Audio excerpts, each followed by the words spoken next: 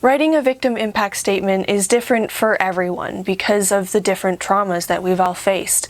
But nonetheless, it's still incredibly difficult, and with that, the more support the better. So if you're looking for advice and empathy for a situation like that, please stick around to learn more.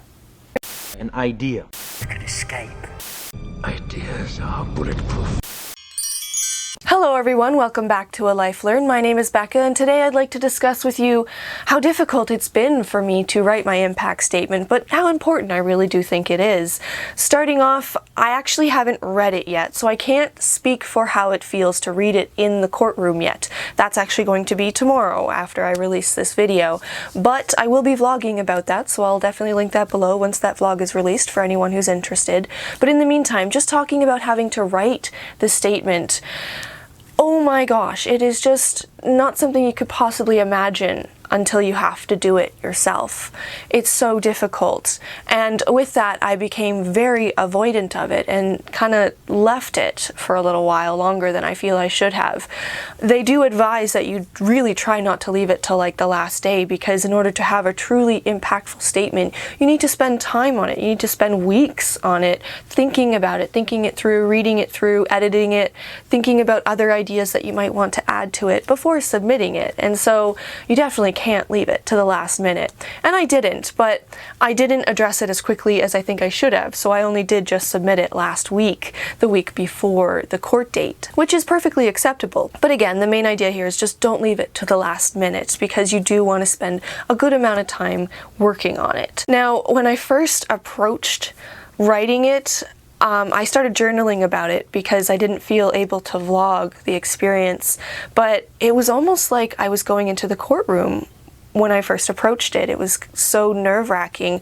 I started shaking, I started crying, I got really anxious and sick to my stomach, and I didn't want to do it. I so intensely did not want to do it. But they advised that you just try to start somewhere. Just try to start writing your feelings down, even if you're crying as you're writing. So just start anywhere. Start writing. Get it out somehow. Doesn't matter how it sounds, doesn't matter if it's edited or if it makes any sense at first, just get it out. So that's what I did, and once I got started, I calmed down and was more able to, stop shaking and focus on what I was trying to say. And I came to find that it basically took me 2 or 3 days to get the initial rough draft of all of the general ideas I wanted in the statement together. And then when I went through it, oh my god, what a mess of words was it. I hardly could understand it myself. But the idea is to get the ideas out first and then go from there. So editing is perfectly fine. Edit all you want.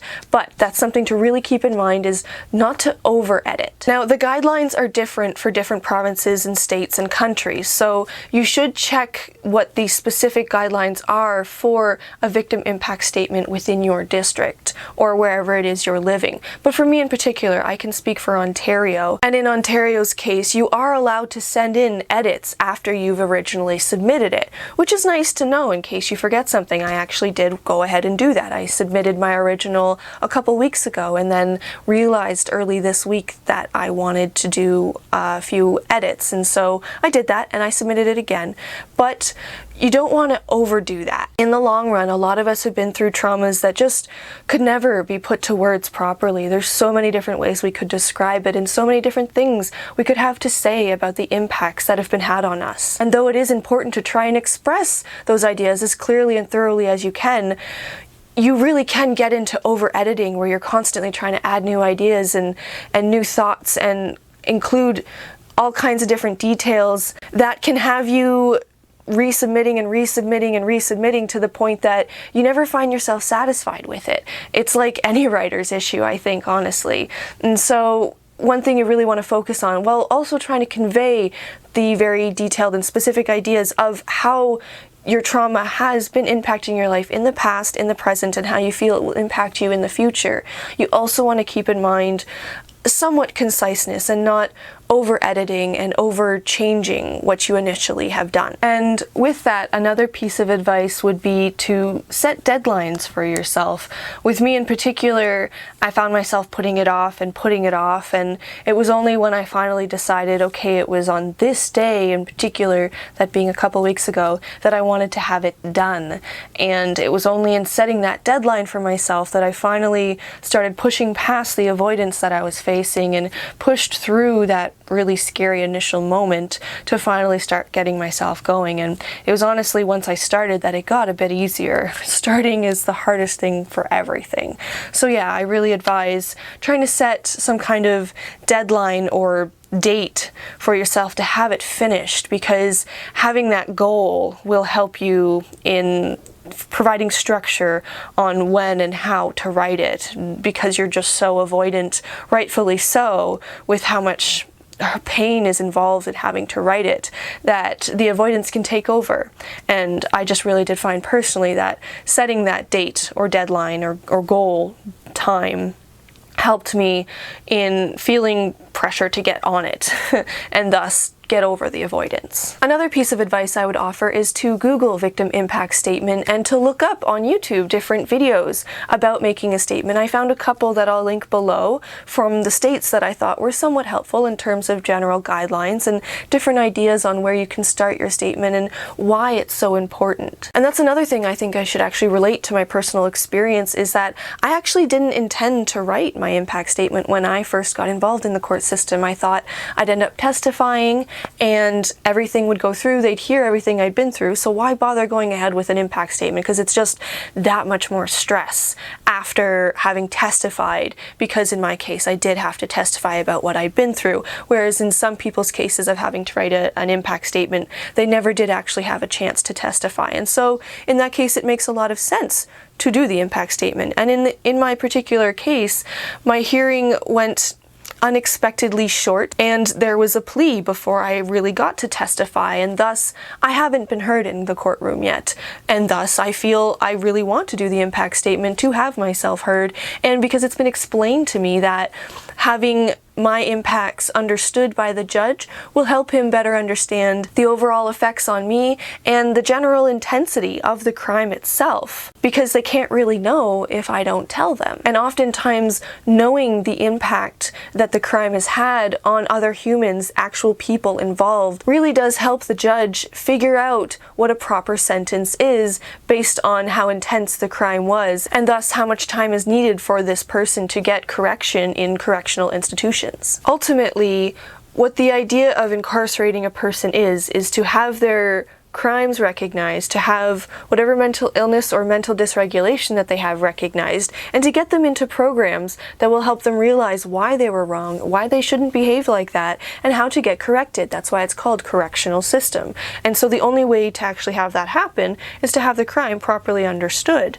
Thus, the impact statement is integral in order to have that happen. Having this idea thoroughly explained to me did convince me to go ahead with the impact statement, and thus, whether you are someone who has been directly abused, or whether you're just a family member or friend of someone who's been abused or hurt or killed, and thus a victim yourself, I empathize with how hard this statement is for you to make. It's just going to be one of the hardest things you're ever going to have to do in your life, and I'm so sorry that you're having to face this, but it is important that you do it. It is really important that you get your thoughts, your feelings, and your impact across to the judge to help the proper sentence come forth, and to also offer yourself closure, because in allowing both the judge and the person who hurt you hear what you've been through, it can be incredibly validating, and it can also help you move forward in your therapy and anything you might be working through in terms of the trauma that you faced. Now, something that I've come to learn in terms of Ontario, which I'm very much not looking forward to, is apparently the defense can cross-examine me in regard to my statement.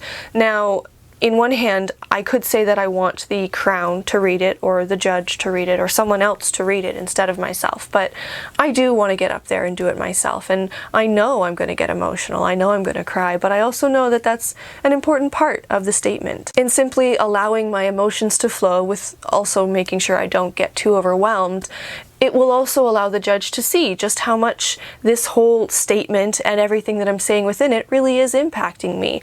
How you say it really does affect how a person receives it. And so, in that sense, don't be afraid to be emotional. Don't be afraid to cry. If anything, without, again, getting over emotional, try to embrace the emotions that you experience while making your statement, because they're an integral part of the statement in themselves. They express just how much it's impacted and meant to you. So they're important just as much as the words are. And if you happen to be someone also facing a case in Ontario, I empathize with you in terms of having to face the defense cross-examining you. Not something I'm looking forward to, I'll tell you.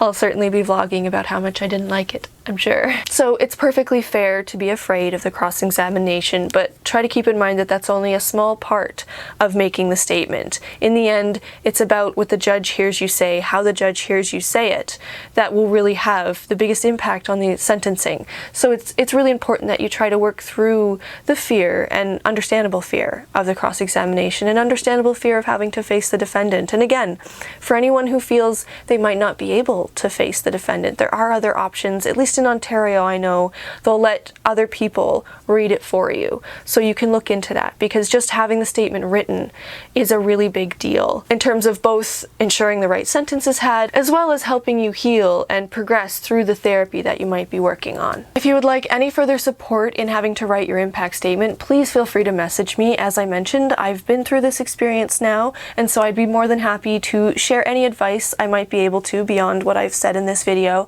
and just to share empathy with you, because I can certainly understand how hard it is. And I really do advise reaching out for support to as many people as you can, and trying to get as much information on writing an impact statement as you can, because the more information you have, the easier it feels to have to write this statement, despite how hard it really is. Because writing the statement is very important, but remaining supported through writing the statement is equally important, so that you can get your emotions across properly and have yourself thoroughly validated and understood by the judge. So I really hope that you found a little bit of help in the advice I offered, if not empathy, in some of the things I said. I realize this is going to be one of the hardest things you ever have to do in your life if you're facing a statement like this, but once it's over, you will appreciate that you did it, and it really will help with your healing. I assure you it will.